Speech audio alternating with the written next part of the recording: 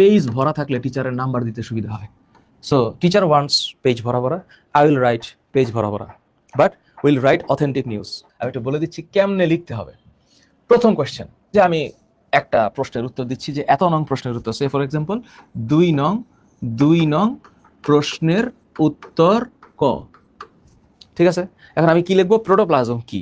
তাহলে আমি উত্তর লেখা শুরু করলাম যে প্রোটোপ্লাজম হলো একটি কোষের ভেতরে বা কোষ প্রাচীরের ভেতরের সমুদয় অথবা যাবতীয় সজীব পদার্থ, যার ভেতরে কোষের সমস্ত শারীরবৃত্তীয় ক্রিয়াকলাপ বা কার্যাবলী সম্পাদিত হয়।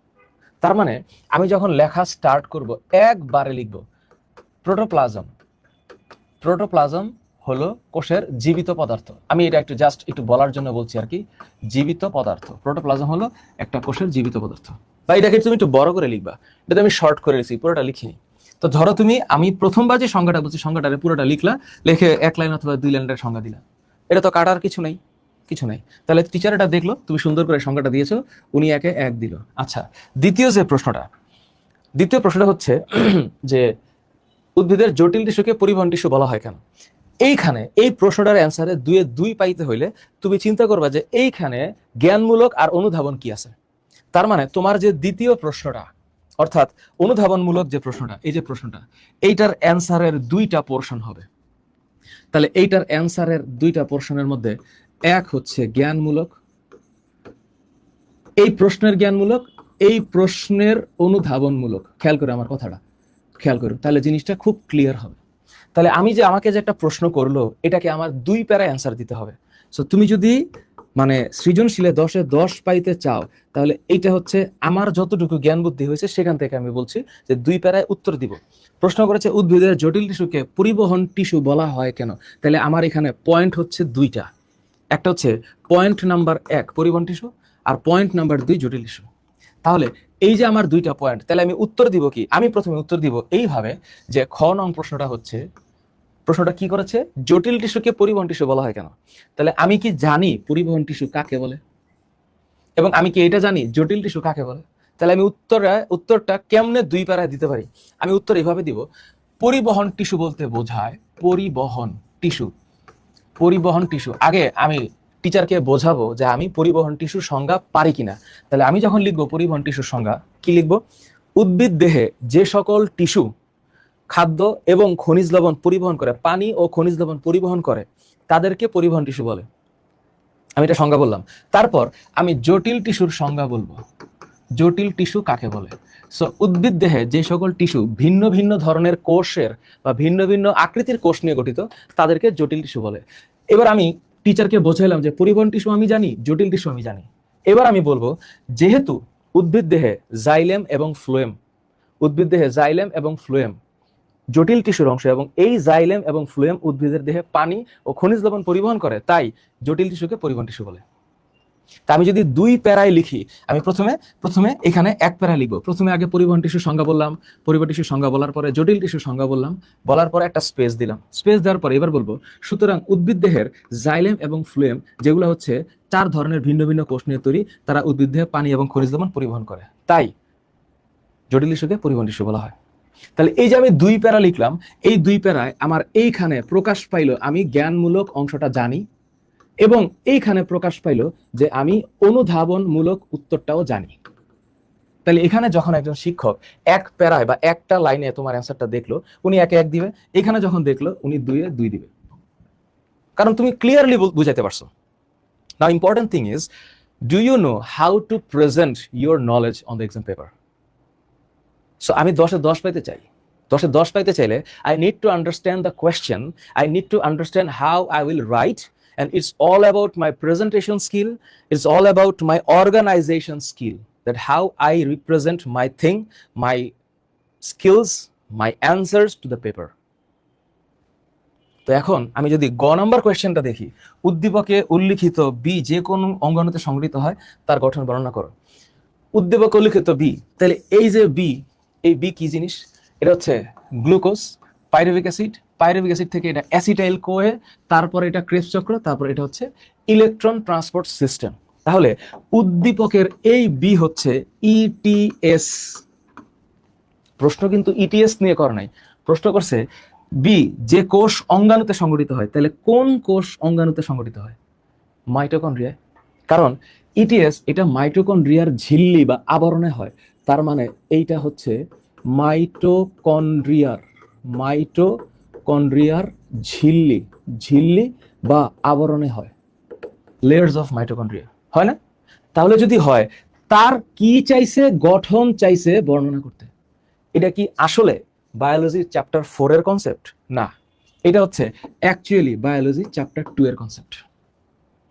তাহলে উদ্দীপকে উল্লেখিত বি কি, এটা আমি আগে বুঝবো, তারপরে কোন অঙ্গাণুতে সংগঠিত হয় সেইটা আমি জানি, এটা আমি টিচারকে বোঝাবো, এরপর আমি গঠন ব্যাখ্যা করব। তার মানে হলো আমি এখন যখন মানে প্রয়োগমূলকের উত্তর দিতে চাচ্ছি, তা আমি এখন বললাম যে 2 নং প্রশ্নের উত্তর গ, আমি নিশ্চিত এটা প্রয়োগমূলক। এখন আমি যখন অ্যান্সার করব মাই ডিয়ার, আমি যখন অ্যান্সার করব, আমি একটা গ নাম্বার প্রশ্নের উত্তর দেওয়া স্টার্ট করলাম। আমার পরীক্ষায় সময় হচ্ছে স্বল্প এবং আমি বোর্ডে ফার্স্ট হতে চাই। You want to be the best student, thank you, you need to have a bigger plan. Sir আমি বোর্ডে ফার্স্ট হতে চাই, ফাইন, আমি 1280 পাইতে চাই। হু লিমিটস ইউ? কে তোমাকে লিমিট করতেছে? No one. তাহলে স্যার আমি প্রয়োগমূলকের উত্তরে স্যার 3টা ভাগ করব। কেমনে? এই প্রয়োগমূলক প্রশ্নের জ্ঞানমূলক কি সেটা একটু বোঝার চেষ্টা করি। এই প্রয়োগমূলকের জ্ঞানমূলক কি, এই প্রয়োগের অনুধাবন কি, এই প্রয়োগের অনুধাবন কি, এবং এখন এই প্রয়োগের প্রয়োগটা কি, এই প্রয়োগের প্রয়োগটা কি। তার মানে আমি যদি এখন 3 প্যারায় নিয়ে আসি জিনিসটাকে, এবং বাংলাদেশের যে কোনো টিচারকে যদি আমি এইভাবে এক্সপ্লেইন করি বা লিখে দেখাই, আমি তো বলে দেখাইতে পারতেছি না পরীক্ষার খাতায়, রাইট? এসএসসি বা এইচএসসি পরীক্ষাতে আমি বলে দেখাইতে পারছি না যে আমি কতটুকু জানি, আমি লিখে দেখাচ্ছি। সুতরাং আমার চিত্র আঁকানোর দক্ষতা লাগবে, আমার লেখা সুন্দর করার দক্ষতা লাগবে, আমাকে জিনিসটাকে এক্সপ্লেইন করতে হবে অ্যাকর্ডিং টু দ্য কোয়েশ্চেন। তার মানে আমি যখন এখন গ নাম্বার প্রশ্নের উত্তর দিব, আমাকে বলা হয়েছে উদ্দীপক, তাহলে আমি প্রথমে কি ব্যাখ্যা লিখব? যে উদ্দীপক থেকে দেখা যাচ্ছে যে প্রথমে কি ছিল উদ্দীপকে? গ্লুকোজ। তো প্রথমে লেখা ছিল, আমি তো লিখে দেখাতে পারতেছি না, আমি বলে বোঝানোর চেষ্টা করতেছি কিভাবে লিখতে হবে। উদ্দীপক থেকে দেখা যাচ্ছে যে গ্লুকোজ থেকে পাইরুভিক অ্যাসিড, পাইরুভিক অ্যাসিড থেকে অ্যাসিটাইল কো এ, এবং অ্যাসিটাইল কো এ থেকে বি নাম্বার চক্রে ইটিএস হবে, অর্থাৎ ইলেকট্রন ট্রান্সপোর্ট সিস্টেম হবে। সুতরাং উদ্দীপক থেকে বোঝা যাচ্ছে যে এই বি নাম্বার অংশে বা বি অংশে ইটিএস এর কথা উল্লেখ করা হয়েছে। এখন শ্বসনের সর্বশেষ ধাপ ইটিএস মাইটোকন্ড্রিয়ার ঝিল্লিতে সংগঠিত হয়। এখানে কিছু ইলেকট্রন বাহকের মাধ্যমে এই ঘটনাটা ঘটে থাকে। সুতরাং ইটিএস সংগঠিত হয়, এই রকমের কোষ অঙ্গাণু হচ্ছে মাইটোকন্ড্রিয়া। মাইটোকন্ড্রিয়া। তাহলে আমার 2 প্যারা হলো। নিচে এই কোষ অঙ্গাণুটির গঠন ব্যাখ্যা করা হলো। তারপর তুমি সুন্দর করে মাইটোকন্ড্রিয়ার গঠন ব্যাখ্যা শুরু করবে। এবার তুমি যখন একটা চিত্র ড্রয়িং করবা, তুমি এমন ভাবে ড্রয়িং করবা যেন তোমার ড্রয়িংটা ডান পাশে থাকে, অথবা তুমি চাইলে মাঝখানেও দিতে পারো, দেওয়ার পরে তুমি হচ্ছে এখানে এই তোমার যে স্কিল আছে, ইউজুয়াল স্কিল, আমি এখানে তাড়াতাড়ি দেখাচ্ছি, it's not looking good, but তুমি ড্রয়িং করা শুরু করবে। আর গ নাম্বার প্রশ্নে যদি চিত্র আঁকানোর কোনো সুযোগ থাকে, don't leave the chance, don't leave. তার মানে এখানে আমি হচ্ছে মাইটোকন্ড্রিয়ার ডিএনএটা দিব, আর এখানে হচ্ছে আমি ম্যাট্রিক্স দিব। So these are all the matrix. এরপর তুমি বেটার হয় ডান দিকে সুন্দর করে কি করলা, তুমি ডান দিকে সুন্দর করে লেভেলিং করলাম। সুতরাং চিত্রটা মাঝখানে রাখো, বিকজ বাংলাদেশে আরেকটা সমস্যা আছে, সেটা হচ্ছে পেজ ভরা থাকলে টিচারের নাম্বার দিতে সুবিধা হয়। সো টিচার ওয়ান্টস পেজ ভরা, আই উইল রাইট পেজ ভরা, but will write authentic news. এইভাবে লিখে অ্যান্সার করা যাবে। আমি মাইটোকন্ড্রিয়ার ব্যাখ্যা লেখা শুরু করলাম। তাহলে এই যে এই চিত্রটা ডান পাশে লেভেলিং করলাম। তা লেভেলিং করার জন্য ডান পাশে তো জায়গা থাকবে না, এই জন্য বেটার হয় এই চিত্রটাকে পেজের মাঝখানে আঁকাবা। তো তোমরা যদি সৃজনশীলে 10-এ 10 পাইতে চাও, উচিত হবে গ মানে বায়োলজির গতে এবং ঘতে চিত্র দেওয়ার চেষ্টা করা। যে কোনোভাবেই হোক চিত্র দেওয়ার চেষ্টা করা লাগবে। এটা যে কোনোভাবে এসএসসি হোক, এইচএসসি হোক, বায়োলজিতে A+ পাইতে হইলে অফকোর্স আমাকে 95 টার্গেট করতে হবে, অথবা 100ই টার্গেট করতে হবে। তো এখন যদি চিত্র আঁকানোর সুযোগ থাকে তোমাদের মধ্যে, কেউ যদি বলে চিত্র আঁকাতে পারি না, স্কিলটা শেখো, পৃথিবীর কোনো স্কিল তো কেউ মায়ের পেট থেকে শিখে বাইর হয় না। হ্যাঁ, জেনেটিক যেই মানে ক্যারেক্টারিস্টিক্স গুলো আছে সেগুলো থাকবে, কিন্তু তারপর আমরা যেহেতু নিউ স্কিল সেট শিখতে চাই, তো সেই ক্ষেত্রে আমার মনে হয় যে অ্যাকিওর করতেই হবে, মানে অ্যাকিওর করতেই হবে এই ভার্চুটা। তো এখন আমি হচ্ছে গ নাম্বারে অ্যান্সার করবো, সুতরাং চিত্রটা আমি এখানে আঁকাবো এবং লেভেলিংটা আমি ডান সাইডে করলাম। তাহলে টিচার খুব সুন্দর করে দেখলো, এবং এখানে অন্য কোনো কালি ব্যবহার করার দরকার নেই। লাল কালার কালি তো দরকারই নেই, চাইলে তোমরা নীল কালার কালি ব্যবহার করতে পারো, সবুজ না, লাল না। লাল এবং সবুজ কালার পরীক্ষার হলে ব্যবহার না করার চেষ্টা করাটাই উত্তম হবে। নীল কালার দিতে পারো, এবং এতে করে টিচারের আহামরি কিছুই হবে না। মানে পরীক্ষার খাতায় নীল কালার কালিও ব্যবহার করা যাবে না, কেন? এটা কোন রুলস? কে বানাইছে এই রুলস? একটা স্টুডেন্ট যদি সুন্দর করে প্রেজেন্টেশন দিতে চায়, তাকে বাধা দেওয়ার আমি কে, বা কোনো টিচারই বা কে? কেন বাধা দিব আমরা? তো এখন এখানে কি হবে?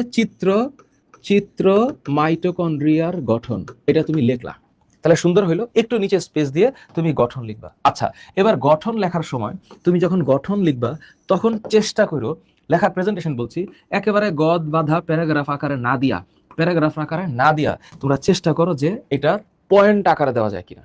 তো মাইটোকন্ড্রিয়ার গঠন লেখার সময় এটা একটা কমন টপিক বলে তাই হয়তো মিলে গেছে, যে তুমি লিখলা হচ্ছে আবরণ, তারপরে লিখলা হচ্ছে ক্রিস্টি, তারপরে লিখলা হচ্ছে কি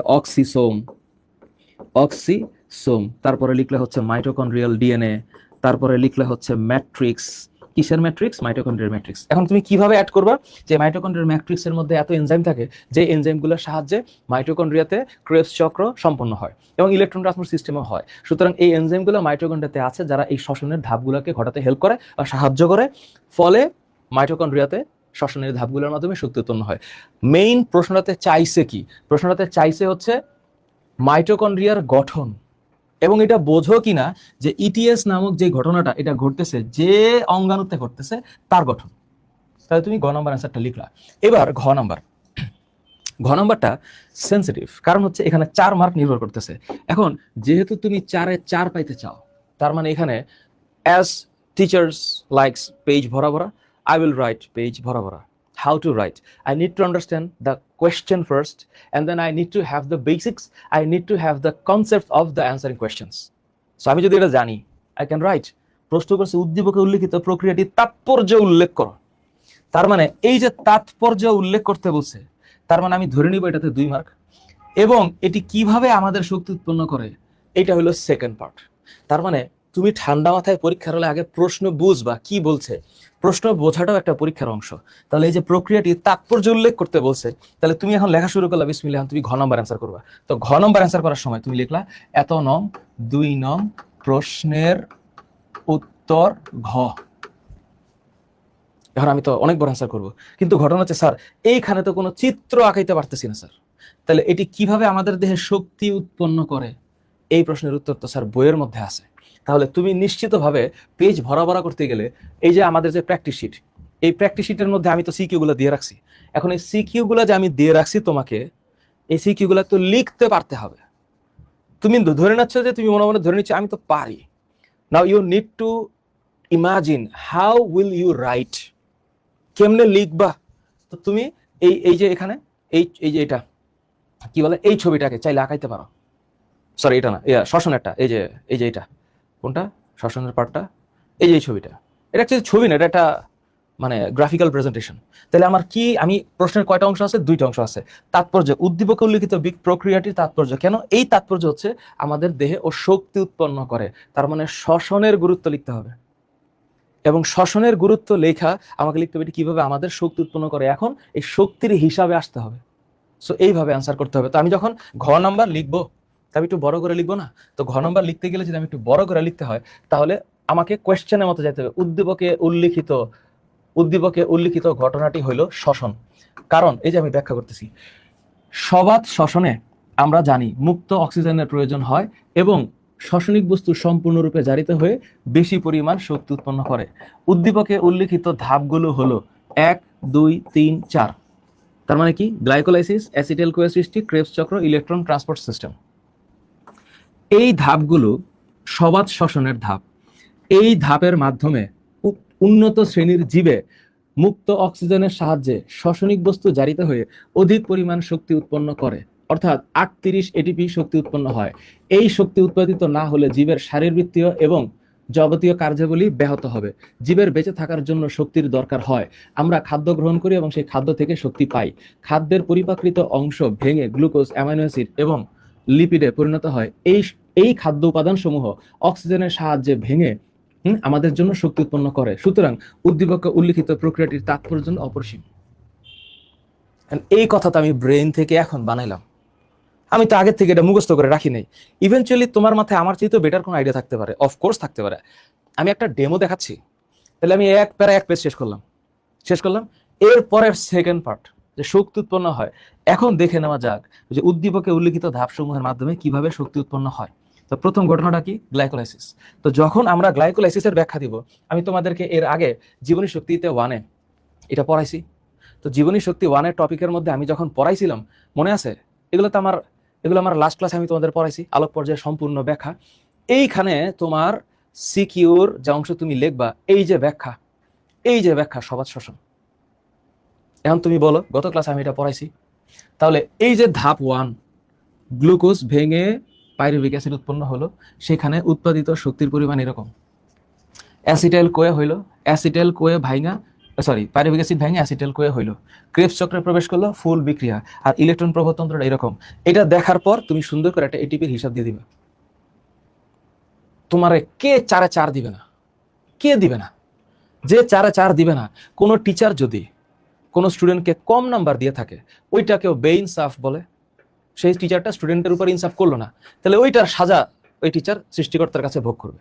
কারণ কোনো টিচার যদি ইচ্ছা করে কোনো স্টুডেন্টের মার্ক কম দেয় বা কাটা ফেলে, এমনি কাটে, এবার যদি জিজ্ঞেস করে স্যার কি কেন কাটলেন, কোন উত্তর নেই, এমনি কেটে দিছি, এমনি কাটছি, এটা হইতে পারে না। মানে এমনি কাটার কে? টিচার। এমনি মার্ক কাটা দেওয়ার কে? এখন যদি বলা হয় যে টিচার আপনি একটু লেখেন তো যে কিভাবে লিখলে 4-4 পাওয়া যাবে, তখন আর কোনো উত্তর দিতে পারবে না। মানে অভ্যাস হয়ে গেছে 4 একটু কম দিতে, কাইটা দিতে। টিচাররা যেন কেমন একটা ফিল পায়, সুপিরিয়রিটি ফিল পায়। এটা হওয়া উচিত না। তাহলে টিচারকে দেখাইতে হবে যে কিভাবে লিখলে 4-4 পাওয়া উচিত। আপনি একটু দেখান কিভাবে লিখলে 4-4 পাওয়া উচিত। আপনি যদি আমারটা কাইটেই দেন, তাহলে বলেন যে কিভাবে লিখলে বেটার হয়, লিখে দেন। This should be the stand, right? তো আমরা বাচ্চাদেরকে কেন পড়াই? আমরা বাচ্চাদেরকে পড়াদের মধ্যে যেন বিকাশটা তৈরি হোক, যেন বিকশিত হোক। চাপ দেওয়ার তো কিছু নাই। আমি মনে করি এইভাবে লিখলে সৃজনশীলের 10-এ 10 পাওয়া যাবে, এইভাবে লিখলে সৃজনশীলের 10-এ 10 পাওয়া যাবে। এটা হচ্ছে আমার অভিমত, আমি যতটুকু জানি আমার হিসাবে। আমি যদি এই কথাগুলোকে এইভাবে লিখতে পারি, সৃজনশীলের ক এবং খ কে যদি আমি এইভাবে একটু ব্যাখ্যা করতে পারি, উচ্চতর দক্ষতা আমি 4টা পার্ট করব, তাহলে আমার বিশ্বাস যে কোনো ধরনের সিকিউ আসলে সিকিউ অ্যানালাইসিস করে 10-এ 10 পাওয়া সম্ভব। বলো, কার মনে কি কথা আছে?